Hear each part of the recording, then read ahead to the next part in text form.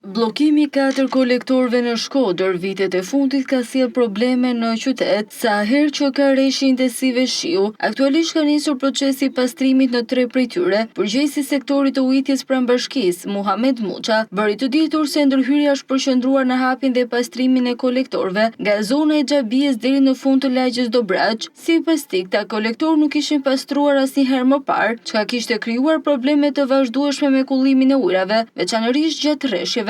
Para disa ditë ne pastrojmë kolektorin të pjesa mas prokurorisë, që kap linjën e ujrave të bardha të pjesës të Xhabijeve dhe deri në Parruc.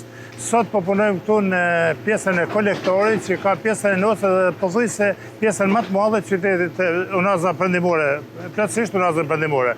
Kjo është veçantë sepse është një kanal i cili pothuajse nuk është pastruar ndonjëherë, me që këtu ka shetje 70 vjeçare.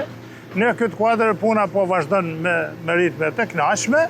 Është një fakt që në këtë periudhë është periudha edhe më e mirë për pastrimin e këtij, pasi ujërat kanë ra. Ndërhyrja aktuale synon të zgjidhë përfundimisht të situatë duke përmirësuar ndjeshëm sistemin e kullimit për një pjesë të madhe të qytetit. Njëkohësisht puna ka vijuar me hapjen dhe pastrimin e kanaleve kulluese në disa njësi administrative të Shkodrës, me qëllim përmirësimin e infrastrukturës ujitse dhe mbështetjen e bujqësisë në këto zona.